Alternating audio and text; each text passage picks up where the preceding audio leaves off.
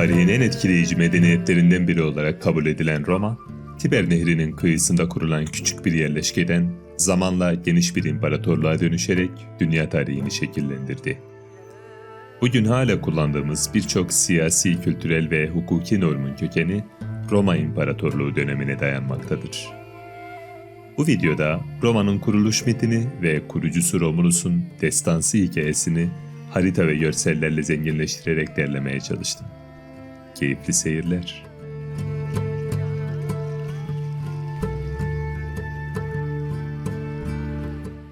Alp Dağı sırasının bir kolu olan Apennin Dağları'nın boydan boya aştığı ve bunun getirdiği coğrafi izolasyonun sonucu olarak tarih boyunca çok parçalı ve çok dilli bir yapıda olan İtalyan Yarımadası'nın kuzeybatısı, M.Ö. 9. yüzyıldan başlayarak devam eden ve giderek etki alanını genişleten Etrüsklerin hakimiyetindedir. Yarımadanın geri kalanında ise İtalikler hakimdir. Bu İtalik kavimlerden biri olan Latinler, daha sonra Roma'nın kurulacağı ve hakimiyet alanını genişleteceği Latium bölgesinde bağımsız gruplar halinde yaşamaktadırlar. Orta İtalya'nın kuzeydoğusu Umbriyanların kontrolündeyken, Latinler ve Umbriyanlar arasında Sabinler, onların güneyinde ise Sabinlerle akraba bir topluluk olan Samnitler hüküm sürmektedir. Yarımadanın güneyinde Kampanya adlı bölgede çeşitli İtalik kabileler yine bağımsız gruplar halinde yaşamaktadırlar. Yine bu dönemde Yarımadanın güneyinde Grek kolonizasyonu başlamıştır. Greklerin artan nüfusu ve yaşanan iç çekişmeler yeni yerleşim yeri ihtiyacını tetikler. Grekler bütün Akdeniz ve Karadeniz havzasında hızlı bir şekilde yayılıp koloniler kurmaktadırlar. Kuzey Afrika'da ise uzun yıllar boyunca Roma'nın Akdeniz havzasındaki en büyük rakibi olacak olan Kartaca kolonisi etki alanını genişletmektedir.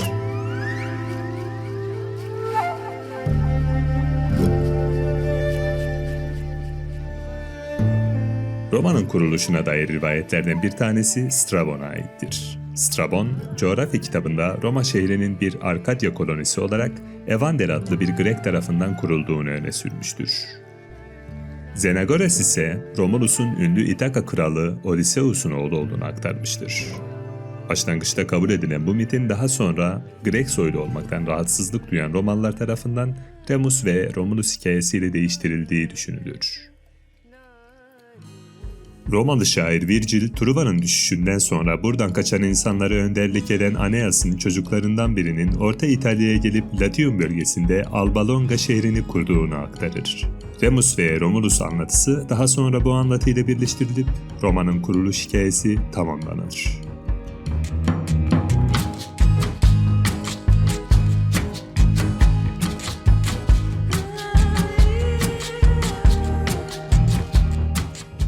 Kardeşlerin hikayesi Orta İtalya'da bir antik dönem yerleşkesi olan Alba Longa'da başlar.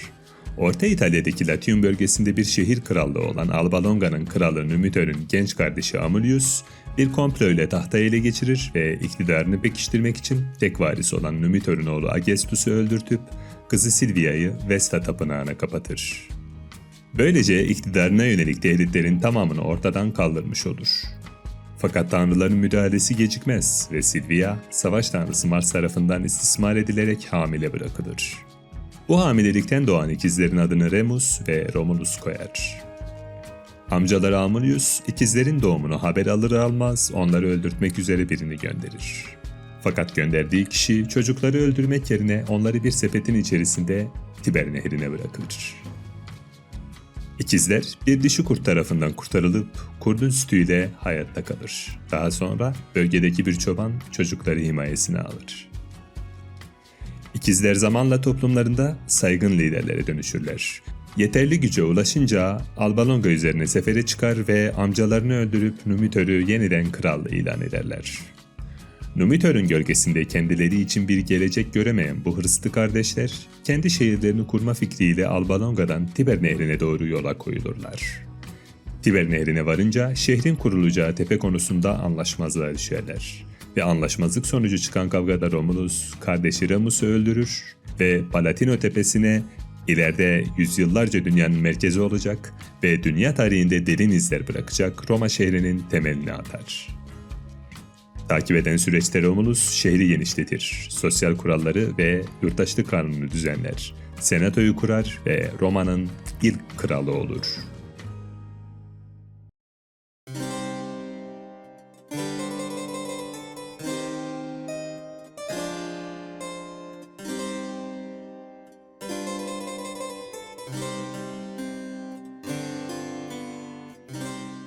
Romulus, vergi toplama ve asayişin sağlanması amacıyla şehir nüfusunu oluşturan Latin, Etrüsk ve Sabin klanlarının başına birer tribün atar. Her tribün kendi klanını yönetmekle yükümlüdür. Tribünler klan üyelerini Kuria adı verilen 10 farklı gruba ayırıp her grubun başına Curio adı verilen bir sorumlu atarlar. Her Kuria Roma ordusuna 100 piyade ve 10 süvari sağlamakla yükümlüdür. İleri gelenlerden 100 kişiyi seçerek Roma senatosunu kurar.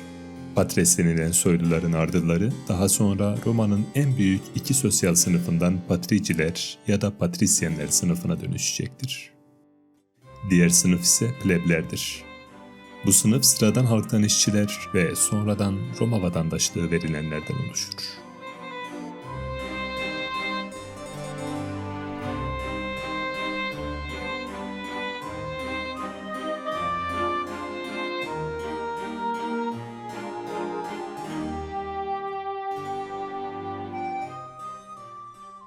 Şehrin kurulmasından kısa bir süre sonra Romulus şehir nüfusunu arttırmak amacıyla çevre bölgelerden gelen herkese vatandaşlık verir. Fakat bir sorun vardır. Romulus şehirdeki kadın nüfusunun az olması yüzünden bir nesil sonra şehrin yok olma ihtimalinden endişelenmektedir. Bu sorunu çözmek için Roma erkekleriyle komşu yerleşkelerden kadınları evlendirmek ister fakat bu isteği reddedilir. Bunun üzerine Orta İtalya'nın bütün komşu klanlarını Tanrı Neptün adına düzenlenecek bir festivale katılmaya çağırır. Çevre kasaba ve şehirlerden birçok klan bu festivale katılır ve festival esnasında Romulus'un adamları kılıçlarıyla kalabalığın içine dalarak 700 kadar kadını kaçırırlar. Tarihe Sabin kadınlarının kaçırılması olarak geçen bu olay birçok sanat eserine de ilham vermiştir.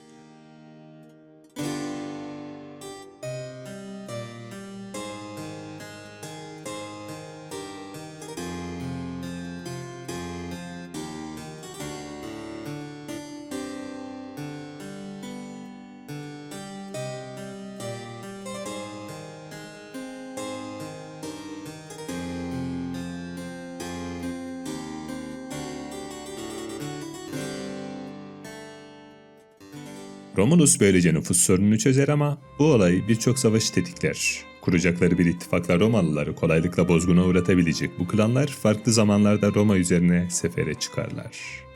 Savaşlardan ilki Kenina ile Roma arasında gerçekleşir. Kenina kralı ordusuyla Roma topraklarına girer.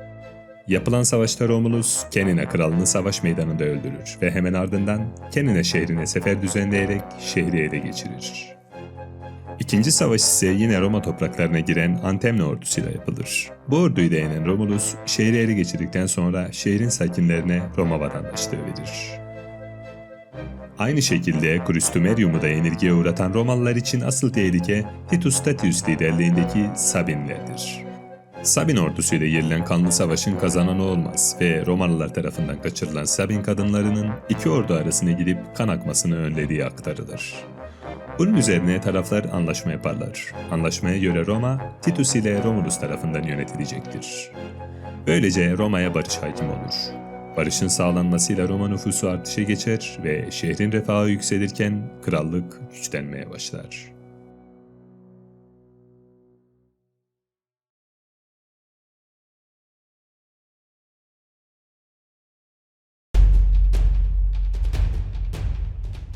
Takip eden yıllarda bölgedeki güçlü şehir devletlerinden biri olan Fidene, Roma'nın güçlenmesinden rahatsız olur ve Roma topraklarına yağma seferleri düzenler.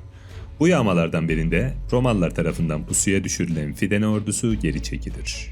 Onları takip eden Romulus, şehir kapılarının kapanmasına fırsat vermeden ordusuyla şehre girer ve Fidene'yi ele geçirir. Roma'nın artan gücü, Etrüsklerin hüküm sürdüğü Veii şehrinin de dikkatini çeker. Roma topraklarını yağmaya çıkan Veii ordusu Romalılarla girdiği savaşı kaybeder. Romulus şehre sefer düzenlese de yüksek kaleleriyle meşhur olan Etrüsklerin inşa ettiği bu şehri fazla korunaklı bulur ve çevresini yağmalamakla yetinir. Bu arada Sabinlerin kralı Titus ölmüştür. Titus'un yerini alacak bir varisin olmaması, Romulus'un Roma üzerindeki hakimiyetini güçlendirerek şehrin tek karar alıcısı konumuna gelmesini sağlar. Kazandığı zaferler kibrine yenik düşmesine neden olur. Senatonun kararlarını önemsemez ve bizzat kendi belirlediği yasaları çiğnemeye başlar. Bu durumdan hem halk hem de senato rahatsızdır. Bir anlatıya göre Romalı senatörler onu öldürür ve vücudunu küçük parçalara ayırarak uzuvlarını saklarlar. Roma halkına ise Kral Romulus'un babası Mars tarafından göğe yükseltildiğini söylerler.